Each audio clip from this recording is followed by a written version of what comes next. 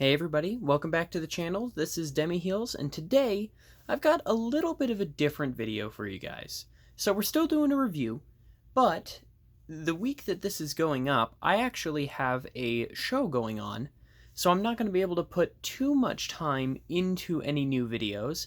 So I thought instead, let's go ahead and get one of my bigger projects I wanted to get done, and it just so happened that I found a way to tie it back in to that whole show going on.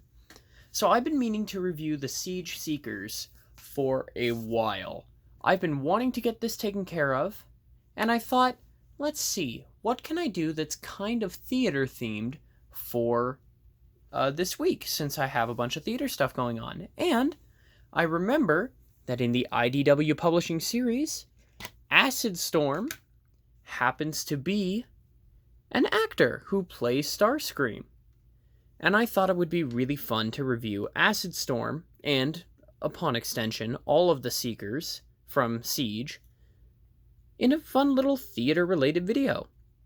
So, for those of you that may not know, Acid Storm, who this is, I believe, one of, if not the first toys. No, he was released in Universe as a toy, but this is based on his first appearance in the G1 cartoon.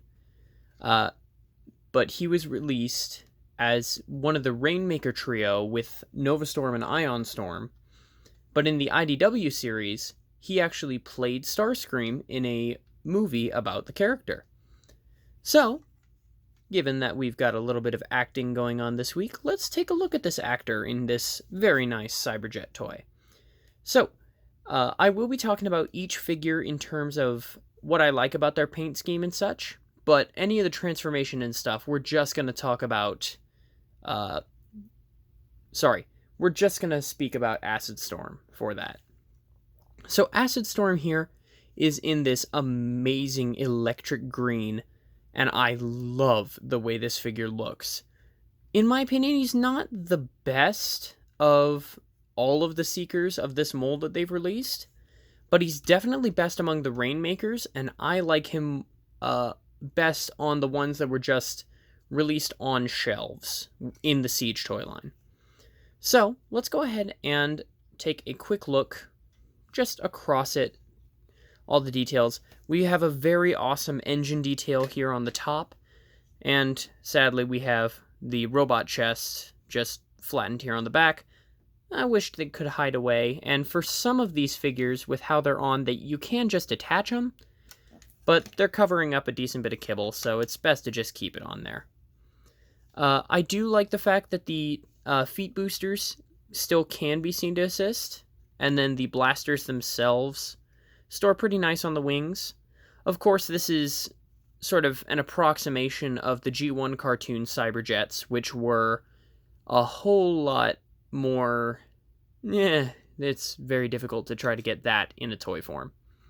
But Siege did a pretty good job at approximating it, and I love the way it looks. I love this little grill detail up here on the top, in front where the boosters would be.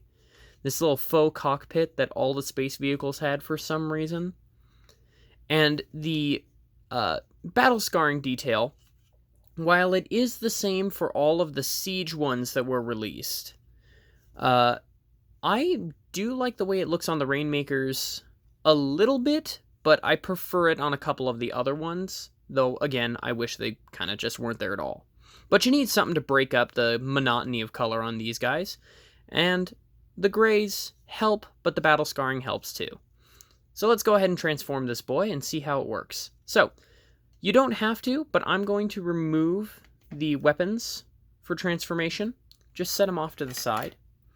Then, I always start by taking the faux chest down on its double hinge. It's kind of tabbed into these two pegs here. Then flipping the engine up and over, it snaps in twice on a double hinge, and then it also pegs in the back. Then, we can very gently untab the wings from both the robot arms, and they also tab under the nose of the Cyberjet. So just kind of untab that nice and gently and fold those back and out of the way. Then I'm going to fold this up on its double hinge just to get it out of the way for transformation purposes. Then, if we untab the arms from the legs, there's 2 holes, 2 tabs that they tab in with. Fold the arms back on that butterfly joint, open them. Then let's fold out the hand and extend the arm and then close it back up. Same thing on the other side, folding that out and extending it, folding that back. Then the legs are tabbed in. There's tabs on the inside of each leg and 2 holes at the back of the hip. So those just fold out, and then the entire thing rotates around. You want to make sure to fold this back to make sure you have enough clearance. Then open up the little foots on both of those. Then we're going to fold the chest forward, which is going to push the head up. Then the head is tabbed into this little back platform. So just fold that back platform straight out. Then come to the nose of the plane, untab it, and fold it all the way up. Then there's 2 notches on the inside of each one. One of them, it's a little hard to see. One there, one there. Those, as you fold it down on that double joint, there's tabs on the gray piece that slide there, and there's holes in the wings that tab into the back. So just getting all that lined up, then fold the wings back forward, and then you can take the weapons and plug those in to the shoulders, and we have Acid Storm, and thereby most of the Seekers, in their robot mode. And to be honest, the Rainmakers in robot mode are a little bit of a weaker show, just because they are all one color. A lot of the color differentiation is lost, aside from the battle scarring. So I wish they did a little more to give the Rainmakers some detail. I do like the little white midriff. It does help break it up, but I wish there was more gray here. Like gray on the inner arms up here where they're folded in. Even on the thighs it would have been great. But just as they are, they're a little monotonous in color. So that could have been better, but as a figure, I like the fact that they gave the Rainmakers toys, both because they're memorable characters, kind of. They were in an episode on Cybertron, which, if you're going to base a show about the Transformers as they were on Cybertron, might as well include the Rainmakers. So, both to give the Rainmakers some toys, and because, hey, who doesn't like a good Seeker Armada? So, Acid Storm, definitely my favorite just character-wise, because, hey, it's a theater nerd. I'm a theater nerd. Nice. But just looking at some of the others real fast while we have them here. So first, we're just going to look at the other 2 Rainmakers. I'm not going to transform them, but we have Ion and Nova Storm, which, if I pull the box here, because I can never remember, Nova Storm is the yellow, Ion Storm is the blue, and they're just palette swaps of each other. The gray's in the same spot, the battle damage in the same spot. All of the detail is carried over on these 3. So it's kind of, could have been better, could have been worse. I would have preferred if they had included more color just overall in the Rainmakers, but they're nice figures. I enjoy them because I like having a full Seeker Armada, but if you don't want to hunt for them because they're now no longer sold on shelves, don't worry about it. It was an exclusive. They're kind of hard to come by. So, taking a quick look at the first one to have the mold, let's talk about Siege Starscream. Which, by the way, something that I failed to mention already that I forgot about. I've had these guys all on stands when they were flying. There's a peg hole where the torso is in robot mode when it's in space jet mode that you can tab it into. You just take the pole and just snake it in there, tab it in, and that'll hold the jet up. But for robot mode, right under the crotch there's that hole that they can tab into. But talking about Starscream. Starscream, of course, the one that this was designed for. And so the color, it's Starscream. It's classic Starscream colors. it fits really well. Personally, I prefer the Earthrise Starscream just in terms of transformation. I like that transformation more than I do this one, because these all feel like a tuck up and hide away, whereas the other one really feels like it's incorporated in everything and transforms. But in terms of just robot mode, I prefer the Siege robot modes, to be perfectly honest. I love the feet compared to the Earthrise feet, which I will talk about the Earthrise Seekers at some point. Just kind of trying to find Thundercracker and Skywarp so I can talk about those three all together, because it's a classic trio. But Siege Starscream, I love every bit of detail that they added on him. And while personally I would have liked to see a different battle scarring detail on the Rainmakers or Thundercracker or Skywarp, I do like the fact that they made it work individually for each one. And sorry if it sounds like I'm coming up with this on the fly, because I am, because I still can't figure out script writing, but hey, still a wonderful figure. And so far, for all the ones we've looked at, the head sculpt has just been carried over from Starscream, which, it's a basic head sculpt. It's nice, and has some wondrous light piping, which I'm a sucker for good light piping. Just from my Cybertron days, I love some good light piping. But that's Starscream. So let's take a look at Thundercracker. Thundercracker is, of course, one of the other traditional Seekers. Starscream, Thundercracker, Skywarp. Sorry about that little interruption, but hey, as I was saying, Starscream, Thundercracker, Skywarp, your go-to little trio. And Thundercracker, I love what they did for his Cyberjet compared to the Rainmakers or Starscream. They gave him these accents here on the sides, and they actually bled it over onto the main cockpit area, which is real nice. And then I'm not going to transform him fully, but if we fold him over, you can see he has these black forearms instead of just keeping it blue the whole way across like a Rainmaker would, so that was nice. The black feet and such was a really nice detail, and I love the gray on blue for his chest plate. But through the powers of magically pausing and editing, bam, we have robot mode Thundercracker.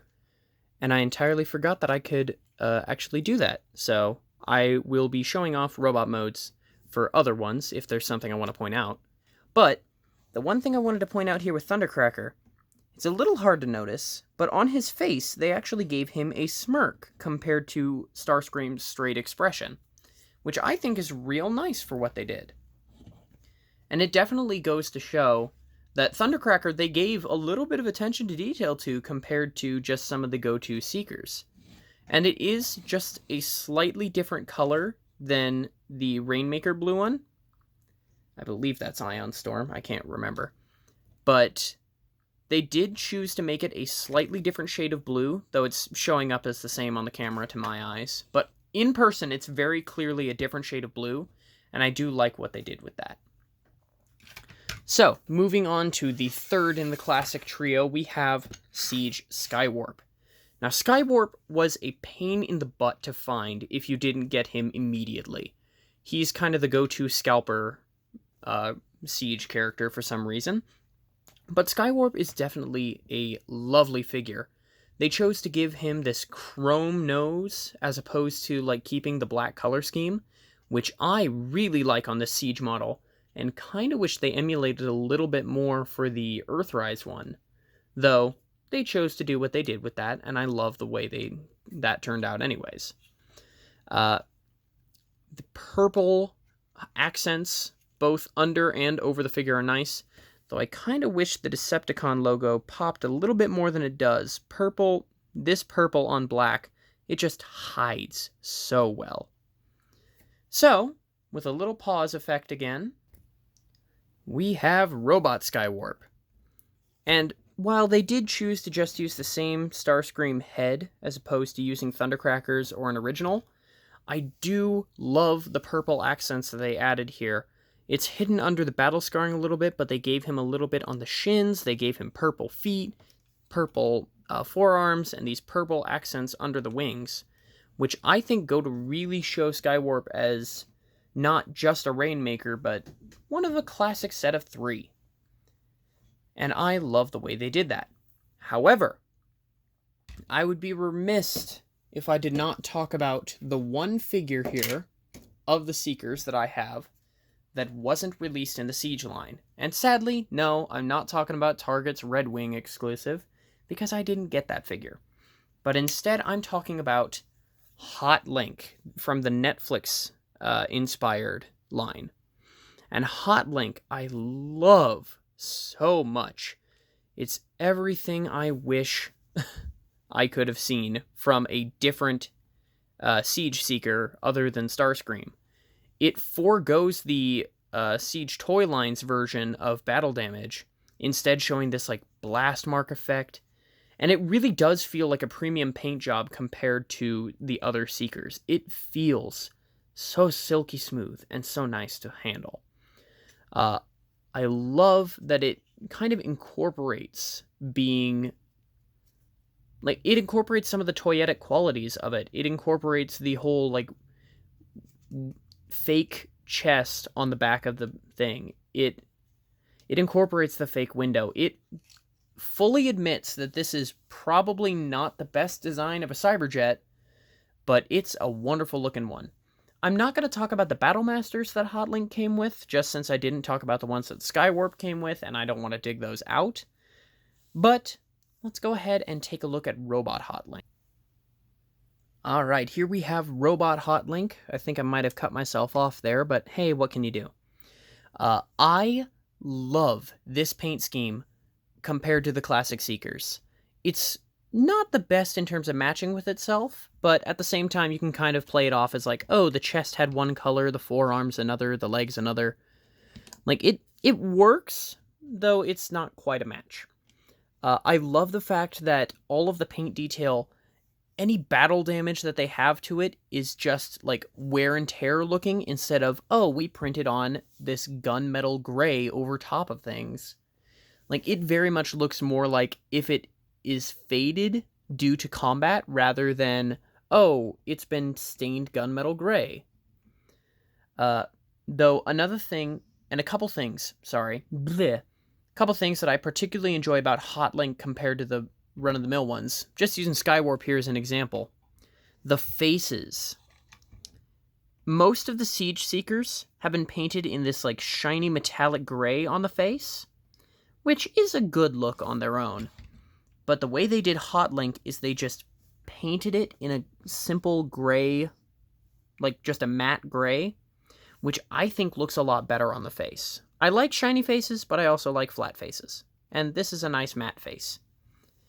I also love the fact that all of the detail on the base mold itself, because all of the detail that you see here is on each of the other figures, but it just pops on Hotlink with the way they painted him.